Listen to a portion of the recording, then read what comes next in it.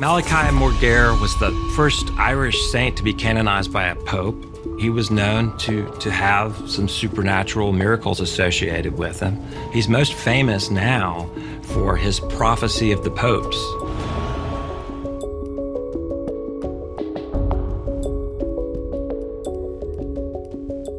The ancient prophecy of St. Malachy has sent shock waves around the globe. It foretells that Pope Francis will be the final pope, with predictions of monumental events unfolding in 2024.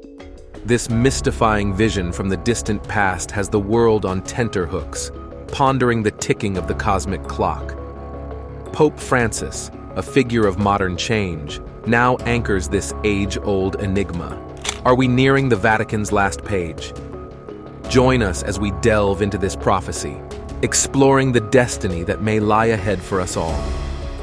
St. Malachy's 112 Pope Prophecy. Di meditate lunae, flos florum, passer et nautua, di laboris solis. Each one of these Latin phrases would match up to the reign of a particular pope. And in that vision, he saw 112 popes up until the tribulation time, till the end. St. Malachy, a man from Ireland, became very famous a long time ago because he was the first person from Ireland to become a saint in the Catholic Church, a big honor given by the Pope. Nowadays, many people talk about him because he made a big prediction about the future, especially about the popes, who are the leaders of the Catholic Church. This prediction is now very important because it said something special about Pope Francis in the year 2024. According to what St. Malachy said a long time ago, Pope Francis is supposed to be the very last pope, and during his time, something very big and scary, like the end of the world, might happen. But what does this mean for us today? Could these scary events really happen soon? St. Malachy saw the future of the Catholic Church and mentioned 112 different popes. Is this old prediction just a strange guess, or is it something we should think about more seriously? St. Malachy made a list a long time ago that many believe tells the future of all the popes from his time until now. He was a very religious man from Ireland in the 1100s and is still remembered for his strong belief and dedication to his faith. The most important thing he left behind was a vision from the year 1139. In this vision, he wrote down names and descriptions for 112 popes. The very last name on his list was Pope Francis, who he called Peter the Roman. This has made many people today wonder if we are living in a time that is very important for the Catholic Church. They think about what could happen if St. Malachy's big prediction is correct, especially what it could mean for the year 2024. As Archbishop, St. Malachy worked very hard to make sure the Irish Church followed the same rules as the bigger Roman Catholic Church. His work was very important at a time when the Church in Ireland was facing a lot of problems and needed someone strong to lead it. People loved St. Malachy not just because he was good at organizing things, but also because he was thought to have special powers from God, which made many see him as a very holy man. His work and his strong belief helped the Church a lot and made him a beloved figure during his time, and even long after he was gone. After St. Malachy passed away in 1148, people didn't forget about him. In fact, he became more and more famous. By the year 1190, the Pope at that time, Pope Clement III, decided St. Malachy had done so many good things that he should be called a saint. St. Malachy had worked really hard to help the Irish Church get better and stronger. His story got even more interesting because people said he could predict the future, especially about the popes, which is why they started talking about the prophecy of the popes. St. Malachy's big trip to Rome wasn't just a holiday. In 1139, he went there for a very important reason. He needed to talk to Pope Innocent II because he wanted to get special cloaks for the bishops back in Armagh and Cassel. This trip was a big deal because it showed he was really serious about making the Irish Church as good as the bigger church in Rome. This was a big part of his job in making things better for the Church in Ireland. But here's something that makes St. Malachy really interesting. He had a vision, a kind of dream, that many people are still talking about today. This happened when he was in Rome, walking up the hills, talking to God in his heart. Suddenly, he went into a trance, like he was in a deep sleep, but still awake. People believe that during this time, God showed him what was going to happen in the future. especially about the leaders of the church, the popes. When he woke up from this deep trance, Saint Malachy made sure to write everything down. He wanted to make sure people in the future could know about his vision. But here's the strange part. Nobody heard about this prophecy for a very long time. Not until hundreds of years later, around the late 1500s. This made a lot of people wonder about the vision. Was it real? What does it mean for the future? This became a big topic for people who study the church's history, and for regular folks too. In his vision, Saint Malachy saw different Latin phrases, and he said each one was about a different pope. There were 112 of these phrases, starting from his time all the way to a time of big changes or scary events, which some people think might be the end of the world as described in the Bible. This long list of popes has made many people look closely at what he wrote to see if it's true. The part that gets the most attention is the very end, the part about the 112th pope, named Peter the Roman. This is where Saint Malachy's vision gets really famous because it's supposed to be about our times, and it makes people wonder what's going to happen next. We shift our focus to Pope Francis, fitting him into a prophecy from centuries past. His papacy might just align with these ancient forecasts. The dark path of Pope Francis. In the prophecy, it is said that this pope would be in charge when a lot of big changes or troubles happen. People have talked and wondered a lot about this, especially now that Pope Francis is in charge. He's thought to be the 112th pope, the same number mentioned in the prophecy. This has made many people think hard and talk about whether we are living in a very special time. They wonder if this old story about the future, told by Saint Malachy, is actually true, or if it's just an interesting tale from the past. If it turns out to be true, then it would mean Pope Francis might be the last one listed in this very old forecast. Pope Francis, whose real name is Jorge Mario Bergoglio, started being pope in 2013. Since he became pope, a lot of people have paid extra attention to everything he does, especially the ones who know about Saint Malachy's prophecy. What's really interesting is that Pope Francis is the first pope who comes from the Jesuit group. The Jesuits, also known as the Society of Jesus, are known for their work in schools, for spreading their religion around the world, and for helping others. They are also known for thinking deeply and caring a lot about fairness and helping people in need. Understanding that Pope Francis is a Jesuit helps us understand how he handles being pope. The Jesuits have always played a big part in the church's history, and they've often been at the center of big historical events. Being a Jesuit makes Pope Francis's time as pope even more interesting to people. The Jesuits started back in the 1500s thanks to Ignatius of Loyola, and they quickly became very well known. But their work wasn't just about religion. They got involved in the big issues of their time too. Because they were so involved, they sometimes bumped heads with the leaders of different countries and even with other groups in the church. By the time the 1700s came around, the Jesuits were a big deal in Europe. But not everyone liked that. They were really good at teaching and had strong connections with the church in Rome, which made some kings and queens see them as too powerful and too involved in politics. This worry about the Jesuits led to them being kicked out of several countries.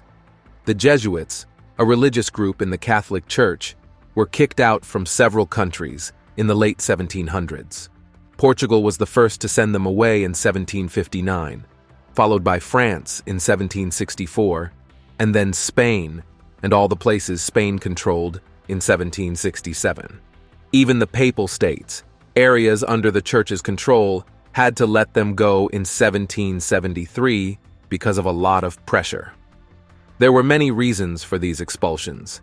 The kings and leaders of those times didn't like how the Jesuits were doing things.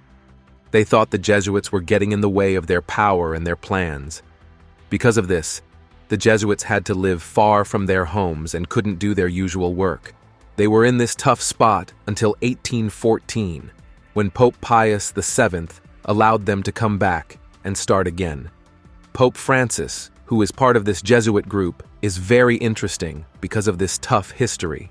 Jesuits are known for studying a lot and thinking deeply about things, wanting to make the world fairer, and dealing with complicated political situations. They've had a hard time in the past, like when they were kicked out of those countries. But they've also learned how to keep going, even when things get tough.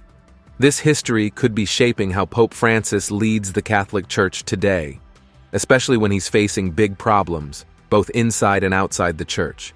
Being a Jesuit means Pope Francis has a lot of experience with teaching and working with different kinds of people. This could help him come up with new ideas or make changes in the Church. But his Jesuit background might also make things harder for him.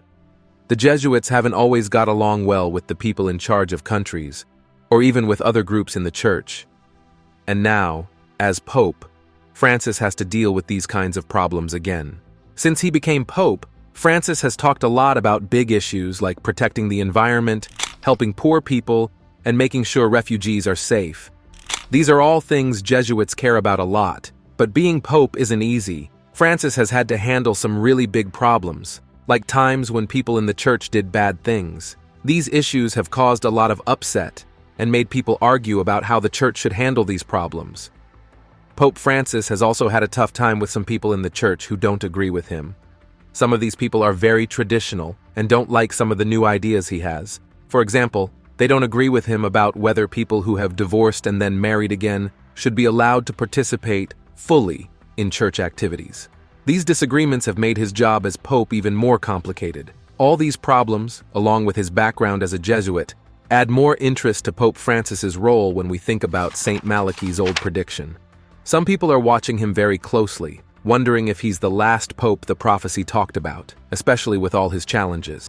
This situation makes Pope Francis's time as Pope even more fascinating and important to people worldwide. We go further into the prophecy, tying it back to previous popes and their enduring impact on the world. The final chapter of St. Malachi's vision.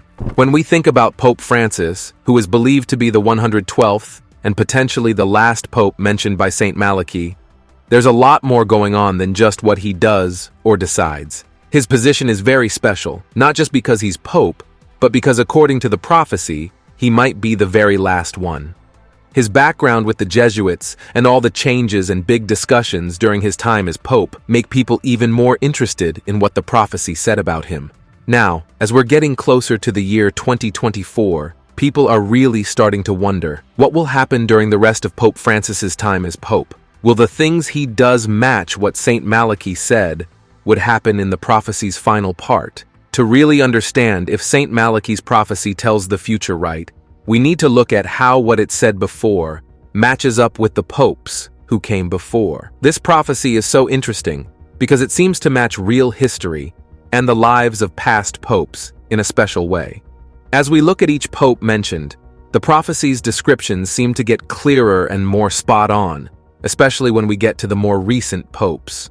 For example, the prophecy called Pope Benedict XV religion depopulated, which really fits with what happened during his time as pope. When he was in charge, the world was going through World War I and the start of the Bolshevik Revolution, both of which led to a lot of people turning away from religion. A really amazing case is Pope John Paul II, who the prophecy called from the labor of the sun. This fits strangely well with his life, as he was born during a solar eclipse, and also buried when there was an eclipse. These sorts of matches between what the prophecy said and what actually happened in the lives of the popes have made a lot of people stop and think. Another pope, Pius VI, was called pastor and sailor by the prophecy. He was known for his ability to guide the church through very hard times in the early 1900s, like navigating through a storm. Pope Paul VI was described as flower of flowers, which makes sense when you look at his coat of arms, which had 3 fleur-de-lis on it. Seeing how these details fit the popes mentioned by St. Malachi's prophecy makes it hard for people to just ignore it. As we go further down St. Malachi's list, it seems like the predictions about the popes get clearer, especially for the ones closer to our time. This has made more people talk and think about whether these prophecies are real. But it's also really important to remember to think critically about this. Even though the discussions are fascinating, we also have to consider the arguments from people who don't believe the prophecy is true. Some people say that the things mentioned in the prophecy are kept very general. They argue that the words used are broad enough that they could be linked to many different popes in different ways. This kind of hindsight matching, where we make things fit the story after they've happened, can make the prophecy seem less trustworthy.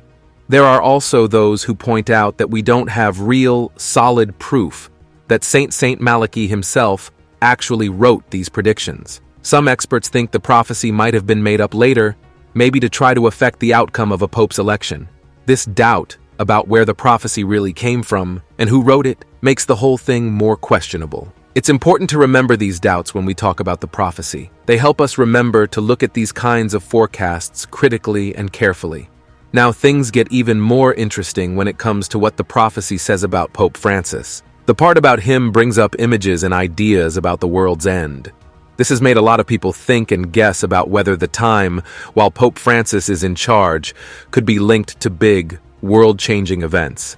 According to what the prophecy says, after the 112th Pope, which would be Pope Francis, there's supposed to be a lot of chaos, or even disasters. This part of the prophecy has made people wonder a lot about what could happen during and after his time as Pope. But as we talk about these things, it's good to remember that not everyone sees these predictions the same way. While some people take them very seriously, others see them more as interesting stories than real warnings about the future. Also, it's not unusual for prophecies to be tied with big, dramatic ideas about the end of the world. This kind of theme is common in many predictions throughout history, not just in the prophecy of Saint Malachy. We then connect the dots between old warnings and current fears. The prophecy hints at a global shakeup that could affect us all. The last leader's hard times. We're now going to look at a very old prediction that's written about in the Bible, especially in a part called the Book of Revelation. This part of the Bible talks about really big, scary events that are supposed to happen at the end of the world. Things like huge disasters and a time called Judgment Day, when everyone's actions are reviewed. Some people think that a prediction made by a guy named Saint Malachy a long time ago is talking about the same things as the Book of Revelation. Saint Malachy talked about someone he called Peter the Roman, who would be the last leader of the Christian church. He said this leader would be in charge during some very tough times, right before the city of Rome would face a huge disaster. Now, bringing this old prediction into today's world, it's pretty interesting to think about whether the things happening now could be what the prediction was talking about. For example, the Christian church, with Pope Francis as its leader, is going through a lot of hard times. They are dealing with problems like some church leaders behaving badly, arguments inside the church, and changes that not everyone agrees with. Outside of the church, the whole world is also dealing with big problems, like changes in the weather that hurt the planet, countries fighting or disagreeing, and people all over feeling upset and wanting change.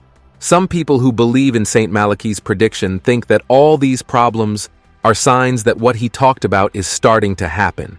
They see these big challenges and changes as clues that we might be getting closer to the scary times mentioned in the Bible. But it's also really important to think carefully about this. Predictions and prophecies, like the one Saint Malachy made, can be understood in many different ways. While the scary events and big changes happening now might remind us of those old predictions, that doesn't mean they're definitely signs of the world ending. Different people might look at the same events and see different things. Some might think the problems during Pope Francis's time are just normal challenges that the church has to deal with, and not signs of the end of the world. They might think these are just coincidences or part of the normal changes that happen in the world and in big groups like the church. But let's talk about something else interesting about Pope Francis. He's connected to a very old and mysterious prediction not many people know about, made by someone named Anna Catherine Emmerich. She was a German nun who lived a long time ago, around the late 1700s to the early 1800s. Emmerich was known for having visions, sort of like seeing into the future or having really vivid dreams about things that hadn't happened yet. In her visions, she talked about a time when there would be two popes at the same time. She thought this would be a very difficult time for the church, a period filled with a lot of challenges and big changes. She believed that one of these popes would have to lead the church through these hard times, helping everyone get through the confusion and troubles.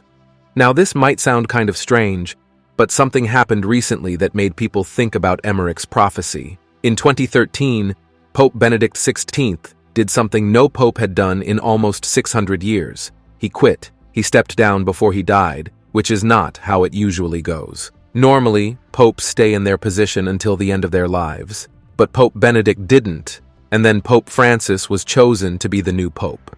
This created a very unusual situation. For the first time in hundreds of years, there were two living popes at the same time, Pope Francis and the retired Pope Benedict XVI. This is something that almost never happens, and it hasn't been seen since way back in the 1400s. Having two living popes created a lot of talking and wondering.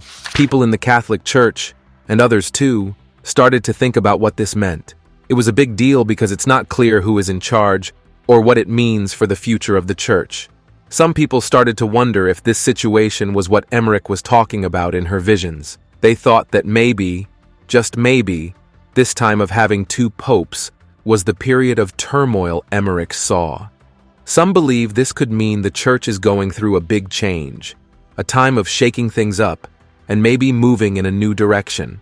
This idea, this prophecy from Emmerich, has made people look at Pope Francis and the situation with Pope Benedict in a new light. It's made them think about what changes might be coming for the Church and how these two popes might be a part of that. It's also made them wonder about the role of prophecies in understanding what's happening now and what might happen in the future. During Pope Francis's time as the leader of the Catholic Church, there have been a lot of changes. He has brought in new ideas and ways of dealing with issues that people face today, which is different from how things were done under Pope Benedict, the pope before him. Pope Francis's changes touch on many areas, including how the Church thinks about important social and religious questions. These changes are big because the Catholic Church has been around for a very, very long time and usually does things in a well-established, traditional way. However, understanding these changes isn't straightforward. The Church's history is packed with all kinds of events, decisions, and beliefs, making every new development, like the ones brought by Pope Francis, something that people can see in many different ways. It's not just about what's new or different. It's about how these changes fit into a much larger, older story. The fact that we have two living popes at the same time is really unusual. This hasn't happened for hundreds of years, so it's a big deal, and makes people think a lot about what it means for the Church. Some people see this rare situation as matching old prophecies, like those told by Anna Catherine Emmerich or Saint Malachy. But it's important to remember that not everyone agrees on this. The meanings of old prophecies, including what they say about times of change or specific people like the popes, can cause a lot of discussions and disagreements. Speaking of disagreements, the predictions by Saint Malachy are fascinating to a lot of people, not just because they try to tell the future, but also because of the symbols they use. For example, Saint Malachy talked about eclipses in connection with the rule of certain popes. People who follow these prophecies find this very interesting. They think that these eclipses aren't just random. Instead, they believe that the eclipses have a deeper meaning, connecting specific popes to certain times and events in a symbolic way. This idea of using symbols like eclipses in prophecies makes them even more mysterious and intriguing. It's like a puzzle or a code that people try to solve, looking for meanings and connections that aren't immediately obvious. This adds to the mystique and fascination around these ancient predictions. We'll now examine the symbols and messages within the prophecy. These ancient words challenge us to see our time in a new light. The solar eclipse. Pope's life. A really interesting story is about Pope John Paul II. An old prediction, known as Saint Malachy's prophecy, called him De Labore Solis, which means from the work of the sun. This is fascinating because John Paul II's life seems connected to sun eclipses. He was born on May 18, 1920, which was the same day as a sun eclipse. Even more interesting, he died on April 8, 2005, when there was another sun eclipse. These amazing links between John Paul II's major life moments and sun eclipses make some people think the old prediction might have something to it, especially if they already believe in these prophecies. Sun eclipses have always been big deals in stories and old tales. They are often seen as signs of big changes or important times coming. For a long time, people thought eclipses were signs from the sky that something big was going to happen. In the story of the popes, when an eclipse happens at the same time as something big like the birth or death of a very important pope, like John Paul II, some think it's like a sign from above. showing a special plan from the heavens, just like in St. Malachi's old prediction. However, not everyone thinks this way. Some people say these are just strange chances. They point out that sun eclipses happen fairly often, so over many years they're bound to happen at the same time as other big events. These skeptics think that linking the Pope's life events with eclipses and saying it proves the prophecy is like trying to make sense of things after they happen, just to fit a belief they already have. Around the same time St. Malachi was making prophecies, another interesting figure, Abbot Joachim of Fiore from Celico, Italy, made his own predictions. He was born around 1135 and became quite well known. He was known for his deep thoughts and for advising important people like Queen Constance of Sicily and King Richard the Lionheart. Joachim of Fiore had his own ideas about the future and the Church. He talked about the world going through 3 big-time periods: the age of the Father, the age of the Son, and the age of the Holy Spirit. According to him, each age had its own themes, and the world was getting close to the end of the Third Age, a time he thought would bring big changes. His ideas gave people a lot to think about, especially about how history in the future might unfold. Joachim's writings, unlike the more direct predictions of St. Malachi, are filled with puzzles and hard-to-understand language. His writings don't connect easily to real-life popes like St. Malachi's do. Joachim talked in a way that seemed to hint at big, scary future events. His views on the popes were not all positive. He often described them as having lost their moral way. His book includes drawings that go with his predictions. These drawings help readers get a better picture of what he's trying to say. While Joachim's forecasts aren't as famous as St. Malachi's, they still provide interesting thoughts about what could happen to the Church and the world. When looking at St. Malachi's prophecies more broadly, an interesting idea comes up: the link to the concept of Mystery Babylon. This idea comes from the Bible's book of Revelation. It talks about a city full of riches and wrongdoing, which many people think represents a society that has lost its moral compass. Some think St. Malachi's prophecies hint that the Vatican, or even Rome itself, could be this Mystery Babylon. This is because his prophecies talk about Rome being destroyed after the last pope's time. This idea has become more popular as the Vatican has faced various problems, especially during Pope Francis's time as pope. There have been scandals, disagreements inside the Church, and discussions about changing Church teachings. These issues make some people think about the biblical story of a powerful place that ends up failing because it's not following the right path. But it's important to think carefully about this idea. It's a very big and sometimes controversial claim. Besides talking about prophecies, the influence of Pope Francis is something that can't be ignored. He has focused a lot on important issues like fairness, taking care of the environment, and making the Church more welcoming. His leadership has started conversations on big topics such as climate change, helping the poor, and what role religion should play today. The predictions, with their scary and unclear warnings, have also had a big impact outside the Church. They have led to books, films, and lots of talks among both religious people and those who aren't part of any religion. The guesses about what will happen at the end of the world and how the Pope fits into these stories make people think about what they believe in, how we understand old writings, and what the future might hold for big organizations like the Church. This chapter in the history of the Catholic Church, with its prophecies and Pope Francis's leadership, is really interesting. While there are signs that some of the prophecy is happening, it's still a question whether all of it will come true. Has St. Malachi's prophecy truly foretold the end of the papal line with Pope Francis? Or is it merely a tale woven through centuries of faith and speculation? Share your thoughts, and don't forget to hit the like button and subscribe for more.